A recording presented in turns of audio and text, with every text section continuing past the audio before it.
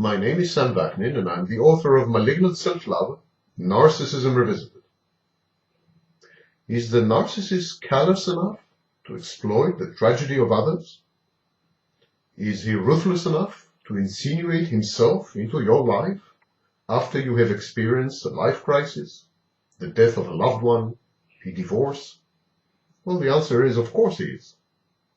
I compare narcissistic supply to drugs, because of the almost involuntary and always unrestrained nature of the pursuit involved in securing narcissistic supply.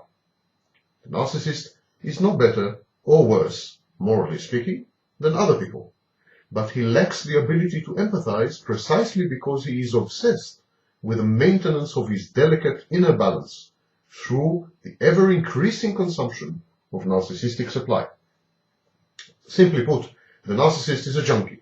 Like every junkie, he will cheat you, deceive you, steal from you, betray you, just to secure his next dose, his next push. The narcissist rates people around him according to whether they can provide him with narcissistic supply or not. As far as the narcissist is concerned, those who fail this simple test do not exist. People who cannot supply him with narcissistic supply are two-dimensional cartoon cardboard figures. They're not real. Their feelings, needs, fears, priorities, wishes, all these are of no interest or importance to the narcissist. But those identified as potential sources of narcissistic supply are subjected to a meticulous examination and probing of the volume and quality of the narcissistic supply that they are likely to provide. The narcissist nurtures and cultivates such people. He caters to their needs, desires, and wishes. He considers their emotions. He encourages those aspects of their personality that are likely to enhance their ability to provide him with his much-needed supply. And in this very restricted sense, the narcissist regards and treats his sources of narcissistic supply as full-fledged human beings. I call it cold empathy. This is his way of maintaining and servicing his sources of supply. Needless to say that the narcissist loses any and all interest in these people and in their needs once he decides that they are no longer able to supply him with what he needs: an audience, attention, and witnessing his accomplishments and moments of glory. Once they no longer serve his external memory, they no longer inhabit his internal memory. The same reaction is provoked by any behavior judged by the narcissist to be narcissistically injurious. If a source of supply cultivated, nurtured, loved, adored, and encompassed by the narcissist, if this source of supply suddenly criticizes a narcissist, disagrees with the narcissist, he is dead in the water.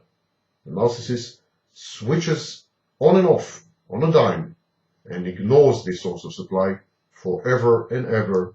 Amen. And so the narcissist coldly evaluates tragic circumstances. Will these circumstances allow him to extract narcissistic supply from people affected by the tragedy? Can he befriend a widow? Can he have sex on the rebound with a divorcee? Can he extract money from a gullible old couple? A narcissist, for instance, will give a helping hand, console, guide, and encourage another person only if that person is important, powerful, has access to other important or powerful people, or to the media, has a following. In other words, only if the bereaved, once recovered, can provide the narcissist with benefits or narcissistic supply. The same applies if, by helping, consoling, guiding, or encouraging that person, the narcissist is likely to win narcissistic applause, approval, adoration, a following, or some other kind of narcissistic supply from onlookers and witnesses to his magnanimity, to his altruism, and to his empathy and love of humankind. So the act of helping another person in need, in trouble, in distress, enmeshed in a tragedy, the act of helping such people must be documented and thus transformed into a spectacle which will bring on narcissistic nourishment in the form of narcissistic supply. So the narcissist always evaluates the victims of tragedies. Can they become sources of supply? Or can they be used as props in the theater of his life? Otherwise, the narcissist is not concerned or interested in the problems and sufferings of others. The narcissist has no time or energy for anything, except for obtaining his next narcissistic fix, no matter what the price and who is trampled upon. The narcissist is the tragedy waiting to happen.